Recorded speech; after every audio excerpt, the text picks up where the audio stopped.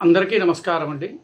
నా పేరు చూకల దుర్గాప్రసాద్ శాస్త్రి, బాపట్ల జిల్లా, బాపట్ల. ఈ రోజున ఒక ప్రధాన అంశము మరియు హిందువుల యొక్క మనోభావాల మీద గత ప్రభుత్వం చేసిన తప్పిదము వల్ల ఈ రోజున కోటాను కోట్ల మంది భక్తులు మనోభావాలు దెబ్బతిని పీఠాధిపతులు గాని మఠాధిపతులు గాని శ్రీ కలియుగ శ్రీ వెంకటేశ్వర స్వామి వారి యొక్క మహాప్రసాదమైన లడ్డుని కల్తీ చేశారు అని నిర్ధారణతో అనేక మంది పీఠాధిపతులు మఠాధిపతులు కూడా వాళ్ళ యొక్క సందేశాలను పంపించడం కూడా జరుగుతున్నది. దానిలో ఒక పీఠాధిపతి గారు ఆయన ఒక స్వయంగా వాళ్ళు పంపించిన ఈ యొక్క మ్యాటర్ మీకు చదువుతానండి, ఒక్కసారి వినండి. ఆ పీఠాధిపతి గారు ఎవరయ్యా అంటే శ్రీ శ్రీ శ్రీ షడగోప రామానుజ పెడజీరు స్వామి వారు ఈ లెటర్ని ముఖ్యమంత్రి వర్యుల వారికి విన్నవించుకున్నారు. ఒక్కసారి ఆ పీఠాధిపతి గారు పంపించిన ఆ యొక్క పత్రాన్ని మీకు చదువుతాను, వినండి.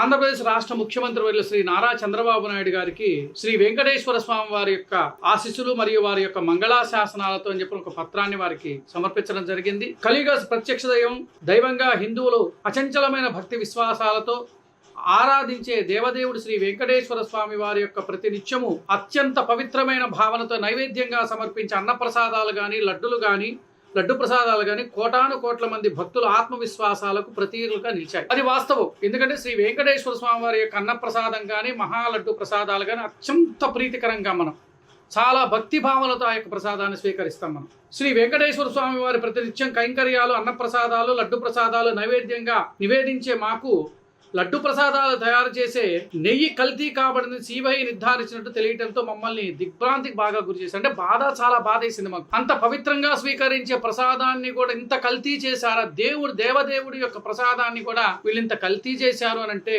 చాలా మనసు మాకు చాలా కలిసివేసింది అని చెప్పేసి. కల్తీ జరిగిందని తెలిసి గాన అదే నెయ్యిని పవిత్ర ప్రసాదం తయారీలో కొనసాగించిన ఘోర అపచారమే కాకుండా ధర్మానికి విరుద్ధమైన అత్యంత బాధ్యతారహితమైన చర్యగా భావించవలసి ఉంటుంది.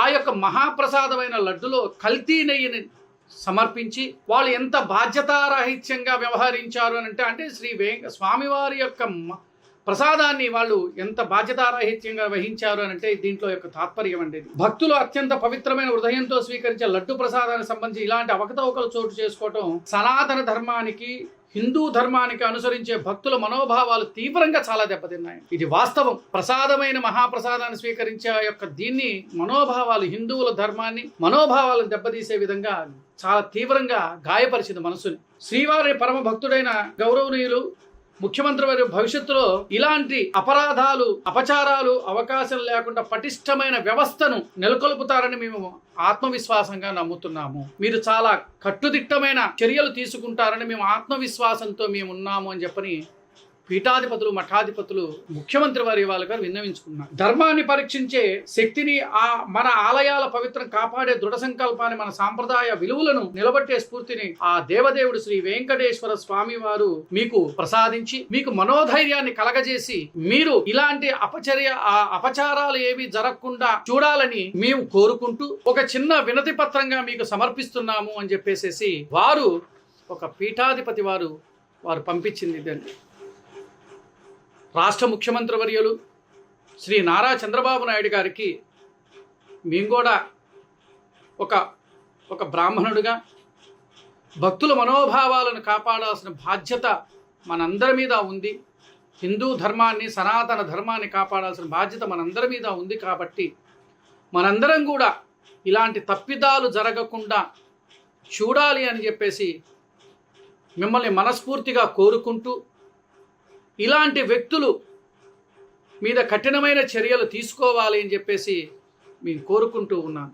నమస్కారం.